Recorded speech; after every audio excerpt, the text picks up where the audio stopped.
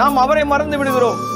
எல்லாவற்றையும் முடித்துவிட்டு கடைசியில் தான் ஆண்டவரிடத்திலே கேட்கிறோம். அது எந்த சூழ்நிலையா இருந்தாலும் சரி, உலகத்தின் மருத்துவத்திலும் உலகத்தினுடைய பலவிதமான காரியங்களிலும் முதன்மையாய் நாம் செய்கிற காரியம் நம்மை நாமே பெருமைப்படுத்திக் கொண்டு, நாம் உறவுகளை பெருமைப்படுத்திக் கொண்டு, இவர்கள் எனக்கெல்லாம் செய்து விடுவார்கள், அங்கே ஒரு முடிவு வரவில்லை என்பது தெரியும் பொழுதுதான் நாம் நினைக்கிறோம், ஆண்டவர் தான் எனக்கு உதவி செய்ய வேண்டும்.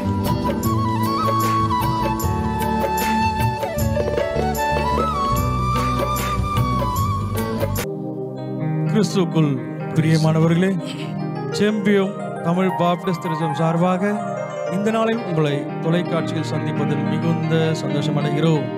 கர்த்தர் தாமே இந்த ஆராதனை முழுவதும் நம்ம ஆசீர்வாதமாய் பிரயோஜனப்படுத்தி தருவாராக. ஹல்லேலூயா. மாம்சத்திற்கு உட்பட்டவர்கள் தேவனுக்கு பிரியமாய் இருக்க மாட்டார்கள். அன்பு தேவஜனமே, ஆண்டவருடைய வார்த்தையை கேட்கும் பொழுது உங்களுடைய சிந்தை ஆவிலே இருப்பது உண்மை என்றால், ஆண்டவர் நிச்சயமாய் நம்முடைய காரியங்களை வாய்க்க பண்ணுவார். நம்பிக்கை உடையவர், பொறுமையுடையவர், காத்திருக்கிறவர்களை வெட்கமடையும் செய்கிற தேவனே அல்ல, அவர் நன்மையினால் முடிசூட்டுகிறவர். உற்சாகமாய் மறவார் இயேசு மறவார் என்றதான பாடலை கரங்களை தட்டி பாடுவது உண்மை என்றால், நம்மை மறவாத தேவன் நம்மோடு கூட இருக்கிறார். ஒருவேளை தாய் நம்மை மறந்து விடலாம். பெற்ற தாய் மறக்கும் பொழுது ஒரு வேதனை அல்லவா? ஆனால் உலகத்தின் இரட்சகராகிய இயேசு நம்மை மறப்பதே இல்லை. ஏனென்றால் அழைத்தவர் உண்மை உள்ளவர். அவரை நாம் என்றுமே மறவாத தேவனாயிருக்கிறார்.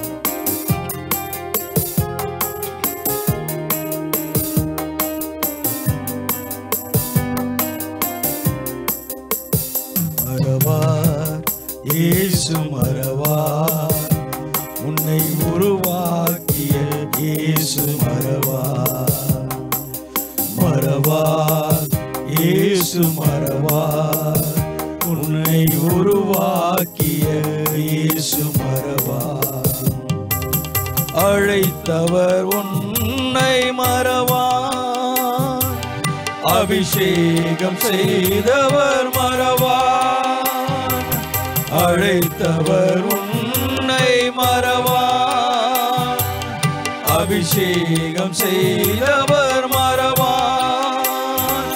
மனிதனின் அன்பு நிலை மாறினாலும், மனிதனின் அன்பு நிலை மாறினாலும், மகிமையின் தேவன் உன்னை மறவார். மகிமையின் தேவன் உன்னை மறவார். மறவார் இயேசு மறவார், உன்னை உருவாக்கிய இயேசு மறவார். வாக்குத்தத்தம் தந்தவர் மறவார், வழிகாட்டி நடத்திட மறவாராமே.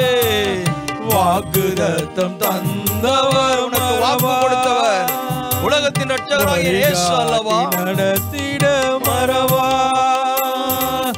வானமும் பூமியும் நிலை மாறினாலும், வானமும் பூமியும் நிலை மாறினாலும், வார்த்தையை நிறைவேற்ற மறவார். வார்த்தையை நிறைவேற்ற மறவார். மறவார் இயேசு மறவார், உன்னை உருவாக்கிய இயேசு மறவார். மறவார் இயேசு மறவார், உன்னை உருவாக்கிய இயேசு மறவார். ஆண்டவர் எல்லாவற்றிலும் மேலானவர். அவர் நம்மை மறக்காத தேவனாயிருக்கிறார். அவர் நமக்கு ஜெயம் கொடுக்கிற தேவனாயிருக்கிறார்.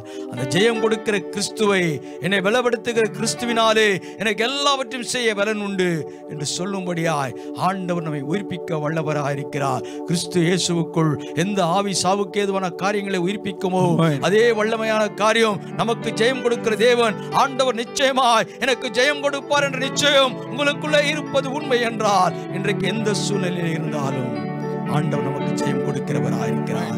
அவர் நம்மோடு கூட இருக்கிறவராயிருக்கிறார். நமக்கு காரியங்களை செய்கிறவராயிருக்கிறார். கரங்களை தட்டி உற்சாகமாய் பாடலை பாட போகிறோம். ஆமென். எல்லோரும் வாயிலை திறந்து கர்த்தருடைய நாமத்தை மகிமைப்படுத்தும்படியாய் எனக்காய் காரியங்களை வாய்க்க பண்ணுகிறவர் உலகத்தின் இரட்சகராகிய இயேசு ஒருவரே. ஆமென். ஜெயம் கொடுக்கும் தேவனுக்கு கோடி கோடி ஸ்தோத்திரம். வாழ்வளிக்கும் இயேசு ராஜாவுக்கு வாழ்நாள் எல்லாம் ஸ்தோத்திரம். அல்லேலூயா. ஜெயம் கொடுக்கும் தேவனுக்கு கோடி கோடி ஸ்தோத்திரம். வாழ்வளிக்கும் இயேசு ராஜாவுக்கு வாழ்நாள் எல்லாம் ஸ்தோத்திரம். நீதியின் கரத்தினால் தாங்கியே நடத்துவார். நீதியின் கரத்தினால் தாங்கியே நடத்துவார். கர்த்தரே என்பல எதற்குமே அஞ்சிடே. கர்த்தரே என்பல எதற்குமே அஞ்சிடே. ஜெயம் கொடுக்கும் தேவனுக்கு கோடி கோடி ஸ்தோத்திரம். வாழ்வளிக்கும் இயேசு ராஜாவுக்கு வாழ்நாள் எல்லாம் ஸ்தோத்திரம். அல்லேலூயா. ஜெயம் கொடுக்கும் தேவனுக்கு கோடி கோடி ஸ்தோத்திரம்.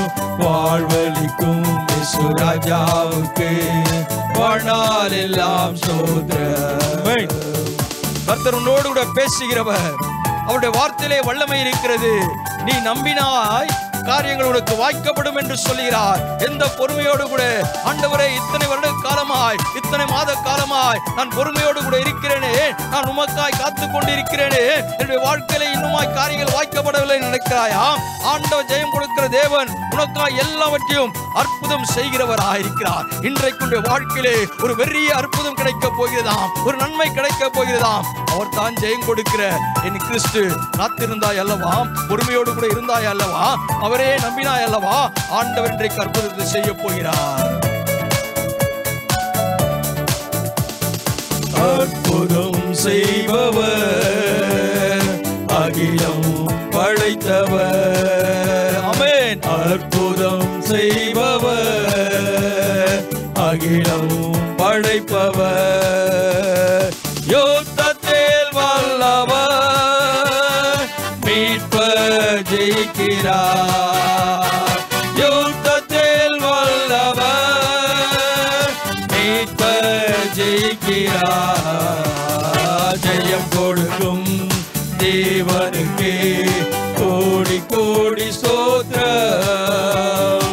வாழ்வளிக்கும் இயேசு ராஜாவுக்கு வாழ்நாள் எல்லாம் ஸ்தோத்திரம்.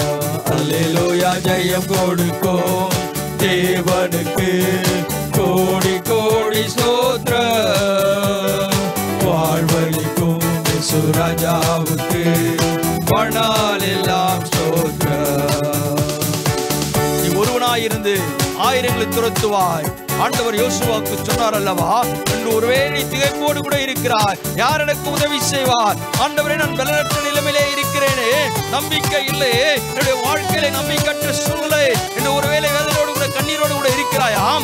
நம்பிக்கையின் தேவன் உன்னோடு கூட இருக்கிறார். உனக்காய் பேசுவார். காரியங்களை வாய்க்க பண்ணுகிறவர் உலகத்தின் இரட்சகராகிய இயேசு ஒருவரே.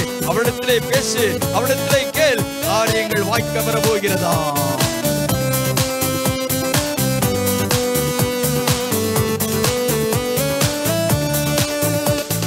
நம்பிக்கை தேவனே, நன்மைகள் அளிப்பவர். நம்பிக்கை தேவனே, நன்மைகள் அளிப்பவர். வார்த்தையை அனுப்பியே மகிமைப்படுத்துவார். ஆமென். வார்த்தையை அனுப்பியே மகிமைப்படுத்துவார். கொடுக்கும் தேவனுக்கே கோடி கோடி சோத்திரம். வாழ்வழிக்கும் ராஜாவுக்கே வாழ்நாளெல்லாம் சோத்திரம். அல்லேலூயா ஜெயம் கொடுக்கும் தேவனுக்கே கோடி கோடி சோத்திரம். வாழ்வழிக்கும் ராஜாவுக்கே வாழ்நாளெல்லாம் சோத்திரம். ஆண்டவர் உங்களோடு கூட பேசுவார். வார்த்தையிலே வல்லமை.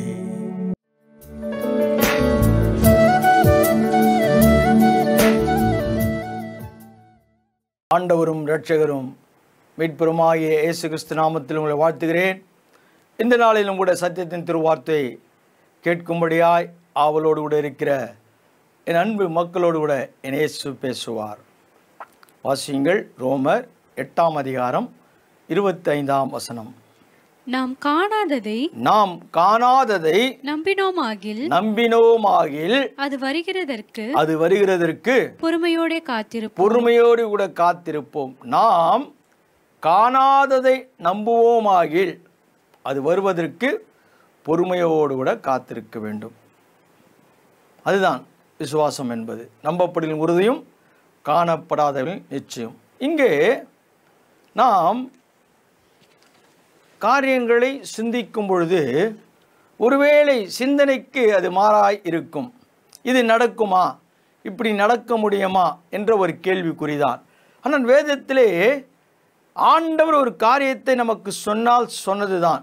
அது நடக்கும் என்றால் நடக்கும். நாம் நம்பினோம் ஆகில், நாம் நம்ப வேண்டும். நமக்கு நம்பிக்கை முக்கியம். நாம் நம்புவதெல்லாம் உலகத்தின் மக்களை நம்பிக்கொண்டிருக்கிறோம், ஏமாற்றுகளை நம்பிக்கொண்டிருக்கிறோம்.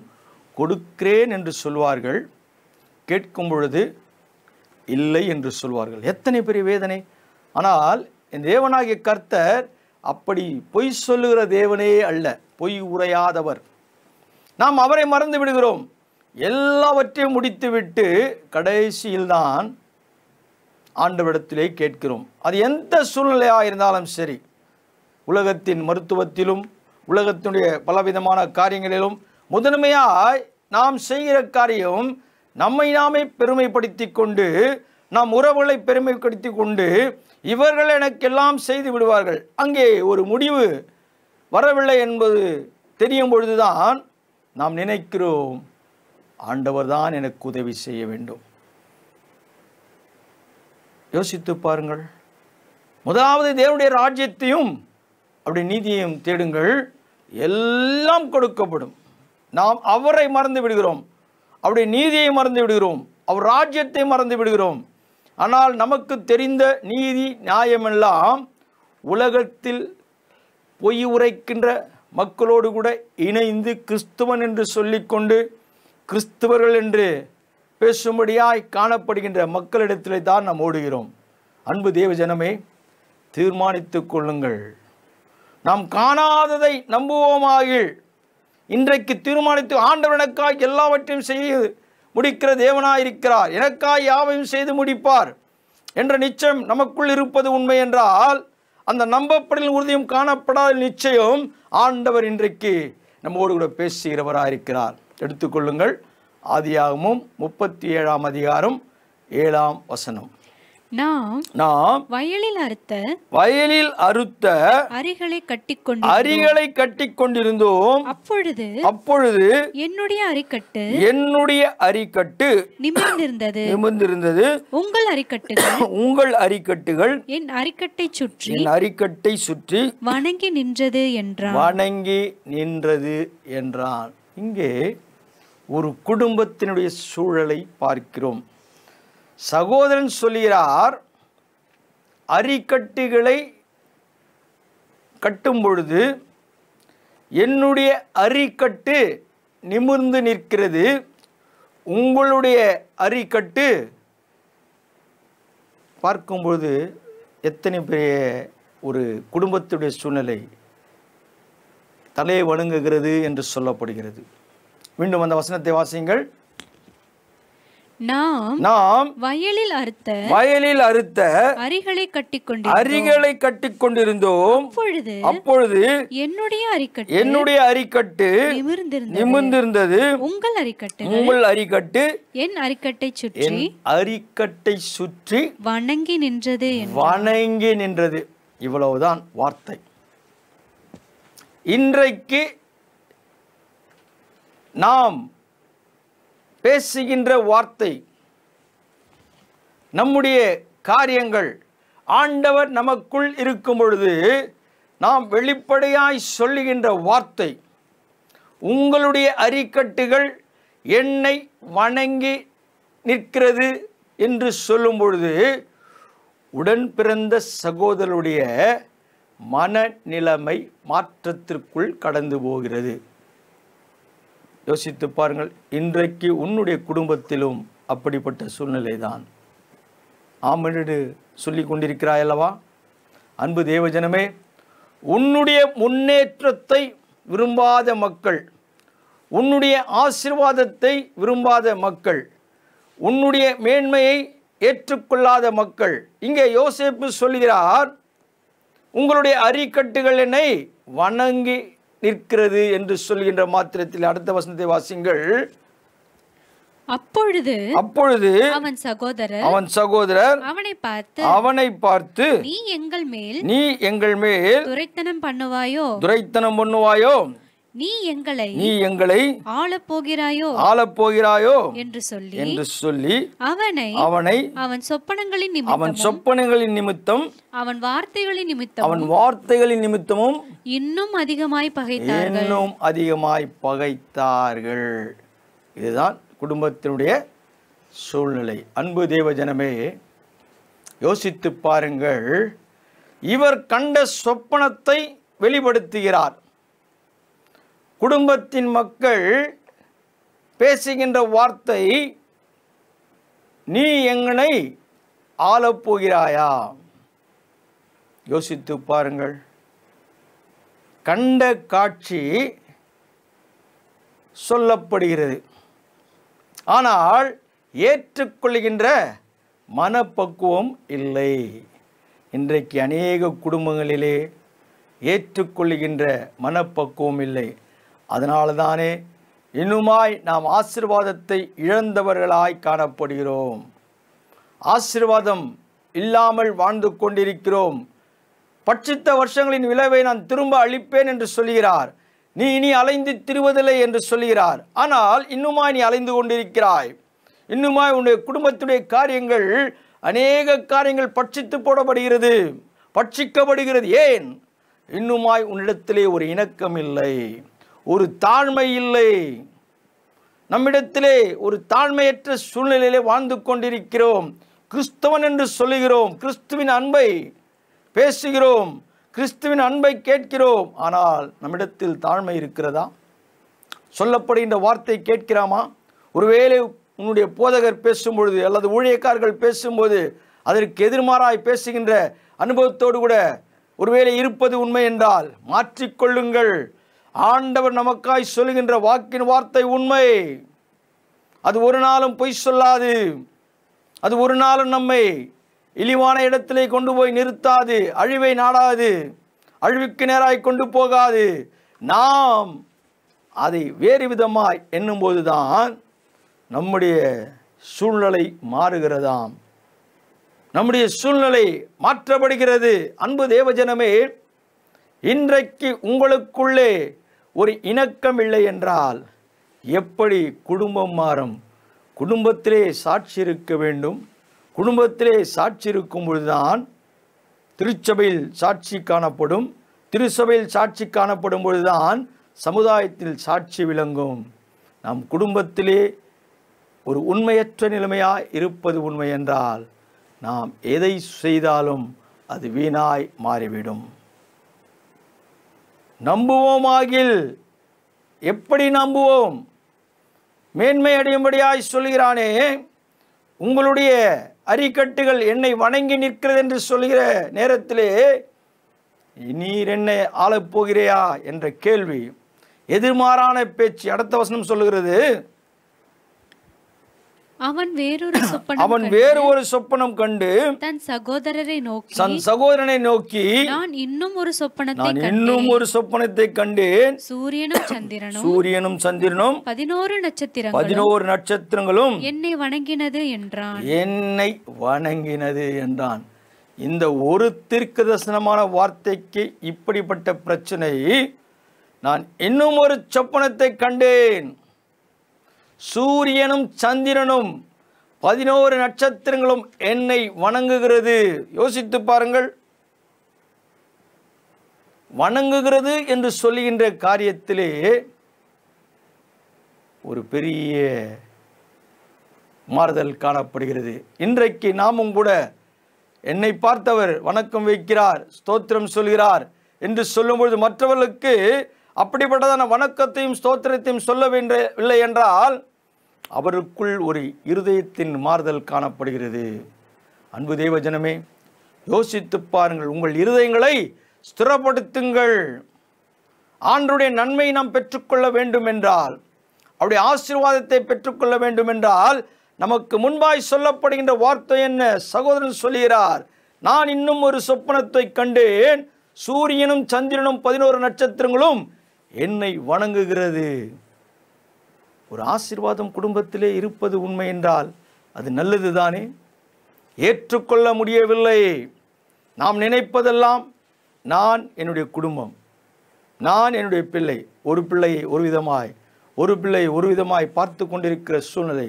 ஆனால் பேசுவது கிறிஸ்துவம், சொல்லுவது கிறிஸ்துவத்தை சொல்லிக் கொண்டிருக்கிறோம். அன்பு தேவஜனமே, மாற்றம் வேண்டும், குடும்பங்களிலே மாற்றம் வேண்டும். இன்னும் குணப்படாத குடும்பங்கள், இன்னுமாய் கிறிஸ்துவின் அன்பை அறிந்து கொள்ளக்கூடாத குடும்பங்களாய் வாழ்வது உண்மை என்றால் இதற்கு தடையாய் நம்முடைய ஆசீர்வாதங்கள் காணப்படும். ஏன் இன்னுமாய் ஆசீர்வாதம், ஏன் இன்னுமாய் பட்சிக்கின்ற காரியம், ஏன் இன்னுமாய் நான் அலைந்து திரிகிறேன்? மனம் திரும்புதல் இல்லை. இஸ்ரவேலே, நீ இடத்தில் வருவதற்கு மனதாயிருந்தால், அன்பு தேவஜனமே, கர்த்தர் சொல்கிறார், அருவருப்புகளின் பார்வையிலிருந்து அகற்றிவிட்டால். இன்னுமாய் ஆண்டவருக்கு நாம் எத்தனை அருவருப்பான காரியங்களை செய்து கொண்டிருக்கிறோம். ஒருவேளை துதிக்கிறோம், வேத வசனத்தை வாசிக்கிறோம், ஜெபிக்கிறோம் என்றதான காரியத்திலே உண்மைதான். ஆனால் அன்பு தேவஜனமே, இன்னுமாய் அருவருப்புகள் என் தேவனுக்கு முன்பாய் காணப்படுகிறது. உன்னுடைய மனம் திரும்புதல் இல்லை, உன்னுடைய காரியங்கள் இன்னுமாய் ஒழுங்கடையவில்லை. யோசித்து பாருங்கள். ஆண்டவருடைய வார்த்தைக்கு செவிசாய்ப்போம், அவருடைய வார்த்தைக்கு கீழ்ப்படிவோம். அடுத்த வசனம் சொல்கிறது, இதை அவன் தன் தகப்பனுக்கும் தன் சகோதரனுக்கும் சொன்னபோது அவன் தகப்பன் அவனை பார்த்து நீ கண்ட இந்த சொப்பனம் என்ன? நானும் உன் தாயாரும் சகோதரரும் தரை மட்டும் குனிந்து உன்னை வணங்க வருவோமா என்று அவனை கடிந்து கொண்டார். இங்கே ஒரு குடும்பத்தினுடைய தலைவனிடத்திலே போகும் பொழுது பேச்சின் வார்த்தையின் மாற்றங்கள். அன்பு தேவஜனமே, இன்றைக்கு உன் குடும்பத்தில் அப்படிப்பட்ட சூழ்நிலை தானே? சொல்லப்படுகின்ற காரியத்திற்கு மாறாய் பேசிக் கொண்டிருக்கிறாய் அல்லவா? தகப்பனும் தாயும் நான் வணங்க வேண்டுமா என்று கேள்விகள் கேட்கப்படுகின்றது. இன்றைக்கு கிறிஸ்துவம் விளங்கவில்லை. இயேசு அற்புதத்தை செய்கிற தேவன். அழைக்கப்பட்ட கல்யாணத்தில் திருமண வீட்டிற்கு குறை காணப்பட்டது. இயேசு சொல்கிறார், ஸ்திரீயே என்று சொல்கிறார் தன்னுடைய தாயை. அதுதான் அன்பு தேவஜனமே, உன்னுடைய வாயின் வார்த்தை ஒழுங்கற்ற நிலைமையாய் இருக்கவே கூடாது. மாம்சம் விளங்கக்கூடாது, ஆவியின் வல்லமை விளங்கப்பட வேண்டும். அப்பொழுதுதான் குடும்பத்தில் தேவ சமாதானம், தேவ கிருபை, மகிமையான காரியம், ஆசீர்வாதம் உண்மையாய் கிடைக்கும். அதை மறுதலித்து கேட்கின்ற வார்த்தையில் கவனிங்கள். நான் உங்களை வணங்க வேண்டுமா? வணங்க வேண்டிய சூழ்நிலை ஆண்டவர் தீர்மானித்தால் அது ஒரு நாளும் ஒரு காலம் ஒருவராலும் மாற்றவே முடியாது. ஆண்டவர் ஒரு தீர்க்கதரிசனத்தை, ஒரு சொப்பனத்தை உனக்கு முன்பாய் வைப்பது உண்மை என்றால் அதை நாம் ஏற்றுக்கொள்ள வேண்டும். அதற்கு மாறாய் பேசிக் கொண்டிருக்கிறாய். மாறாய் பேசினால் சூழ்நிலைகள் மாற்றப்படுமாம். அடுத்த வசனம் சொல்லுகிறது, அவன் சகோதரர் அவன் மேல் பொறாமை கொண்டார்கள். அவன் தகப்பனும் அவன் சொன்னதை மனதிலே வைத்துக் கொண்டான். சகோதரர்கள் பொறாமை, தகப்பன் மனதில் வைத்துக் கொண்டார். இங்கே ஆலோசனை சொல்வதற்கு ஆள் இல்லை. அவருடைய காரியத்தை பேசுவதற்கு ஆள் இல்லை. பகைமை உண்டாக்கப்படுகிறது. இங்கே ஒரு பகைமை காணப்படுகிறது. இன்றைக்கு ஒருவேளை உன் குடும்பத்திலே பகைமை இருக்கிறதா? யோசித்து பாருங்கள். எதற்கு பகை? யாரால் பகை? ஏன் பகை? எதற்கு பகை? யாரால் பகை? ஏன் பகை? அந்த பொறுமையை இழந்து விடுகிறோம். அன்பு தேவஜனமே, உன்னிடத்தில் பொறுமை இல்லை என்றால் காரியங்கள் மாற்றப்படுமாம். யோசித்து பாருங்கள். தேவன் இன்றைக்கு நமக்கு சொல்லுகின்ற வார்த்தையின்படி நம் நடப்பது உண்மை என்றால் ஆண்டவர் நிச்சயமாய் நம்முடைய காரியங்களை ஆசீர்வதிக்க வல்லவராக இருக்கிறார். 18ஆம் வசனத்தை வாசிங்கள். அவர்கள் அவனை தூரத்தில் வரக்கண்டு அவன் தங்களுக்கு சமீபமாய் வரும் முன்னே அவனை கொலை செய்யும்படி சதி யோசனை பண்ணினார்கள். யோசித்து பாருங்க. சதி யோசனை பண்ணி அவன் தூரமாய் வரும்படி, ஒரே ஒரு வார்த்தைங்க, ஒரே ஒரு சொப்பனம். யோசித்து பாருங்கள். ஆம், நம்முடைய சகோதரன் உயரட்டும், ஆசீர்வாதமாக இருக்கட்டும், நாம் அவரிடத்தில் நன்மை பெறலாம் என்ற எண்ணம் இல்லை. இன்றைக்கு எத்தனையோ குடும்பங்கள் இது நிமித்தமாய் உடைக்கப்படுகிறது. வேதனையோடு கூட இருக்கிறார்கள். ஏற்றுக்கொள்கின்ற மனப்பக்குவம் இல்லை. வார்த்தை தான். அந்த வார்த்தை எங்கே போகிறது? கொலை செய்ய எத்தனிக்கின்ற காரியம், அழிக்கின்ற காரியம். உன்னை ஒருவனும் ஒரு காலம் அழிக்கவே முடியாது. ஏன் தெரியுமா? ஆண்டவர் உன்னை அறிந்தவராக இருக்கிறார். ஒரு சொப்பனத்தை, ஒரு தீர்க்க தரிசனத்தை ஆண்டவனுக்கு காமித்தால் அது உனக்கு ஆசீர்வாதமாக இருக்கும். உன்னை காண்கிற தேவன் அல்லவா? உன்னை கொலை செய்ய வேண்டும் என்று நினைத்தாலும் கூட அந்த காரியம் நடக்காது. அடுத்த வசனம் சொல்லப்படுகிறது, ஒருவரை ஒருவர் நோக்கி இதோ சொப்பனக்காரன் வருகிறான். பார்த்தீங்களா? அவருடைய பேரே சொப்பனக்காரன். நாமும் கூட சில பேரை சொல்லுவோம்ல, கலகக்காரி வருகிறாள், குடும்பத்தை கலைக்கிறவள் வருகிறாள். நம்முடைய வாயில் வார்த்தைகள் எப்படி வருது என்று தெரியாது. இங்கே யோசேப்புடைய நாமம் சொப்பனக்காரன் வருகிறான். ஒரு குழுவாய் இணைந்து விட்டார்கள். ஒருவனாய் நின்று 1000 பேரை துரத்துவாய் யோசுவாவுக்கு சொன்னார். இன்றைக்கு ஒருவனாய் தனிமையாய் நிற்கின்ற நிலைமைதான். இவருக்கு வேதனையான காரியத்தை செயல்படுத்தும்படியாய் கேலி பரியாசம். அடுத்த வசனம் வாசிங்க. நாம் அவனை கொன்று இந்த குழிகளில் ஒன்றிலே அவனை போட்டு ஒரு துஷ்ட மிருகம் அவனை பட்சித்தது என்று சொல்லுவோம் வாருங்கள். அவனுடைய சொப்பனங்கள் எப்படி முடியும் பார்ப்போம் என்றார்கள். தீர்மானித்து விட்டார்கள். இங்கே தன்னுடைய நிலைமை மாறுகிறது, மக்களுடைய நிலைமை மாறுகிறது. பொய் பேச துணிந்து விட்டார்கள். இன்றைக்கு நாம் ஒருவர் மீது துணிகரமாய் பொய் பேச காரணம் என்ன? பொறாமை. நன்றாய் யோசித்து பாருங்கள். இவனை மிருகம் அடித்து விட்டது என்று சொல்லுவோம். கொலை செய்து விட்டு செய்த காரியத்தை மறைக்கின்ற அனுபவம்.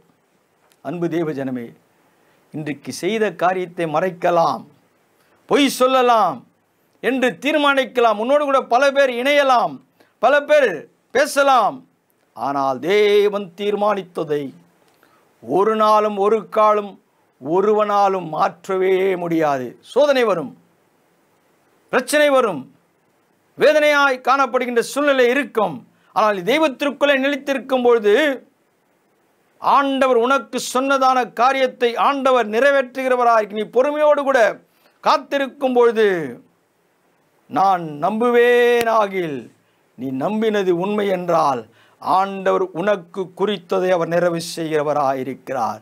எத்தனை பெரிய போராட்டங்கள், எத்தனை பெரிய பிரச்சனைகள், எத்தனை பெரிய வேதனைகள் உனக்கு முன்பாய் நின்றாலும், உன்னை சூழ்ந்து காணப்பட்டாலும், உன்னை கொலை செய்ய வேண்டும் என்று தீர்மானித்து விட்டு, மிருகம் அடித்து விட்டது என்று பொய் பேசும்படியாய் தீர்மானித்தாலும், உனக்கு ஆண்டவர் சொன்னதை ஆண்டவர் நிச்சயம் நிறைவு செய்கிறவராயிருக்கிறார்.